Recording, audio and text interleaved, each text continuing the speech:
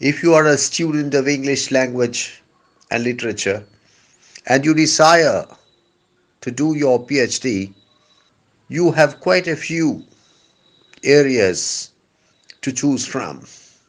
These areas include poetry, fiction, non-fictional prose, drama, theory.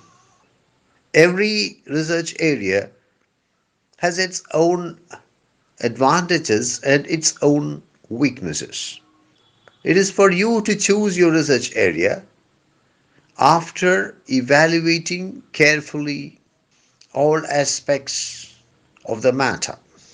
The ultimate choice has to be taken by you. Your research area should not be chosen by your father or your teacher or your supervisor or your mother in law, because ultimately it is you who is going to do the research. You can receive inputs from as many persons as you like, and you should coordinate all these inputs, evaluate the inputs, and arrive at your own conclusion. Please remember that it's a very subjective thing. One man's meat is another man's poison.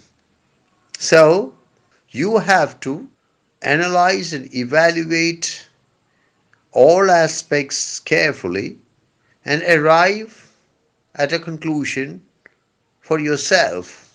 Today, we shall briefly take a look at poetry as research area.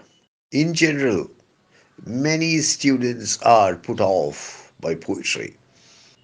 This is very unfortunate. This is very sad, even saddening. But the fact is that the problem begins at the undergraduate level, or maybe even earlier at the school level. There's a general repulsion in many students when it comes to poetry.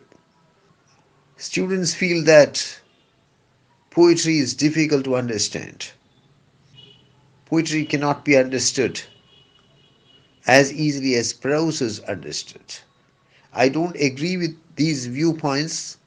I just say what I find, and I find these things extremely saddening. Students somehow come to believe that one must have a special aptitude for poetry in order to enjoy poetry, in order to study poetry, in order to research in poetry. Poetry, of course, lacks narrative features. Poetry frequently lacks a story interest. And as a result, students think that poetry is less able to hold the interest of the reader than prose. Poetry is spatially limited. A poem may be 2 pages long. The average poem may be 2 pages long. The average novel is 200 pages long. So, the student doing research in fiction has plenty of things to write about, unlike the student who does research in poetry. So goes the argument. I don't buy this argument. As I said, I say what I find. Above all, not many students have a flair for English prose study. They are incapable of scansion. They are incapable of identifying the meters, identifying the feet. For all these reasons, the vast majority of students feel that poetry is not a suitable area for research. I violently disagree with all these perspectives. I am someone who did his doctoral research in poetry, and I believe that poetry is the highest literature. Personally, I believe that poetry is certainly the highest literature. Be that as it may, it is undoubtedly the earliest literature. We speak of the Adi Kavi, Valmiki. We speak of the first poet, Homer. And there was certainly no first prose writer before the Adi Kavi or before the first poet. Poetry is extremely enjoyable, provided you give some devotion to her.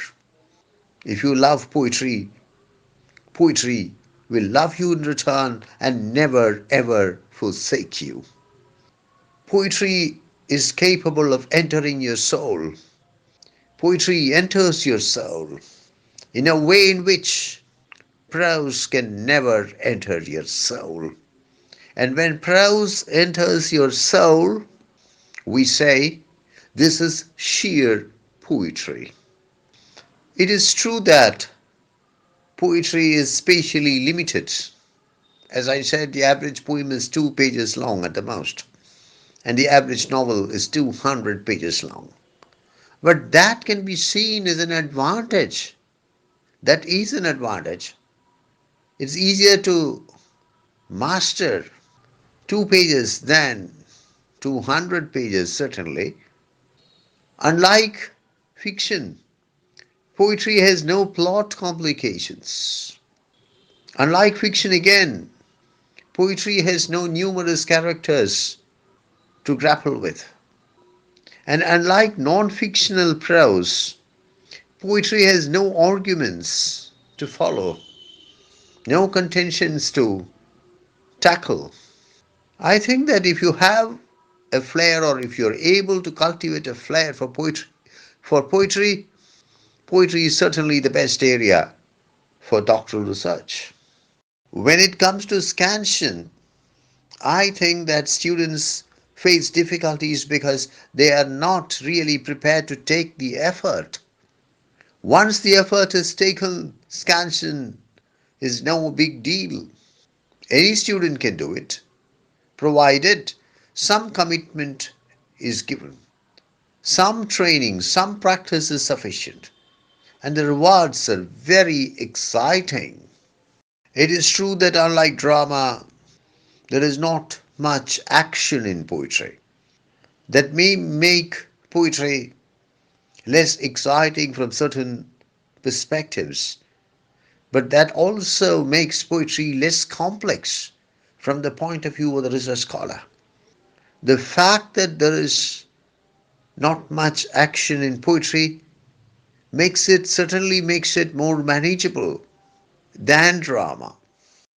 I hope that the fans of prose, the fans of fiction, the fans of drama will not be upset when I say that poetry is more memorable than prose. That is why it is called poetry. Otherwise, it would be called prose.